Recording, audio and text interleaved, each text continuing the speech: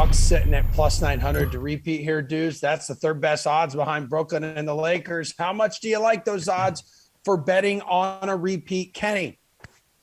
I don't like them. I think that this year, first of all, I think that we learned in this postseason, especially over the NBA Finals, that both of these teams stink. Okay, the Milwaukee Bucks clearly have a lot of issues on offense. I was rooting for them to win the NBA Finals because I was rooting for a team to fire their head coach after winning the NBA Finals for the first time ever. I mean, Mike Budenholzer has done everything in the world to deserve to be fired, and he just won the NBA Finals, which is insane.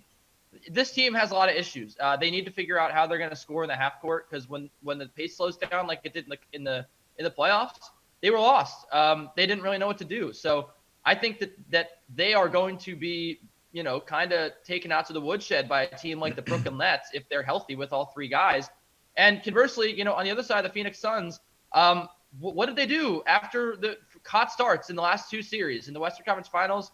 They got really lucky against the LA Clippers, who didn't even have Kawhi Leonard, and then they blew that 2-0 lead. I don't trust either of these teams. I think either of these teams are good, and I think that the Lakers and the Nets here are well-deserved favorites. And I think that honestly, the Lakers, too many people are sleeping on because, we saw injuries were a huge issue for the Lakers with Davis and James getting hurt right before the playoffs, and they never really got back up to full strength. That they'll probably add someone this offseason.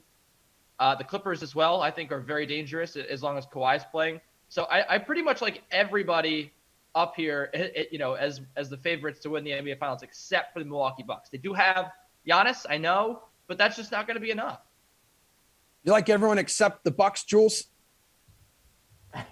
Yes, I'm betting on all 29 other teams except the Bucks. Can't lose. So, Kenny's right. The odds are a little too high on the Bucks. It's too early to just back them again and say they're going to do it again. My money was on the Nets this year. I don't feel wrong for having my money on the Nets. I feel like we got a little bit of a bad beat, just like people who bet on the Lakers, the Clippers, even the Hawks in that series with Trae Young going down in the Eastern Conference Finals feel like they got a bad beat. And everybody that had the Bucks, Giannis just missing 2 games and coming back for that game 1, got extremely fortunate. Like, that was only a few weeks ago Giannis got injured, and I feel like we're already losing that storyline where there was a chance he was going to miss next year, and now we're talking about the Bucks repeating and Giannis getting 2 titles. I think it's going to be a Nets revenge tour. I think they're going to find a way to stay healthy. I think they're going to come into camp with a little more, Harden will be in shape. I think they're going to have a little more added motivation going through this losing season. There aren't conference odds up yet on DK Sportsbook.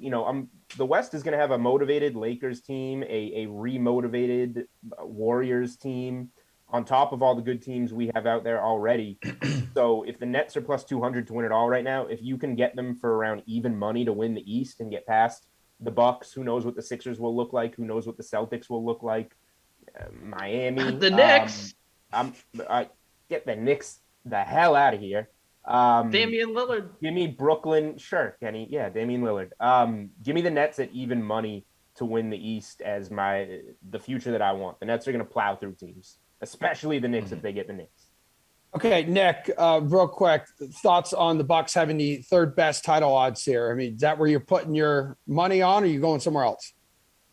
I mean, at 9-1, there's a decent amount of value considering they're the defending champions. But I mean, these guys put it right. I mean, the Nets are the best team when they're healthy. They almost beat Milwaukee when they were like 33% healthy this year, and they're probably not going to have the same injury luck that they had, in 2021. So I would put my money on the Nets. I think 2-1 for a team that's that loaded is not too bad at all.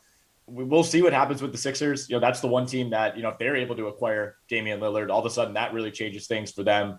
But if they stand pat, if the Heat stand pat, if the Hawks stand pat, I think Milwaukee is still pretty firmly, to me, the second best team in the East. But the gap between Milwaukee and Brooklyn when the Nets are fully healthy, it's bigger than you'd ideally want it to be if you're the Bucks.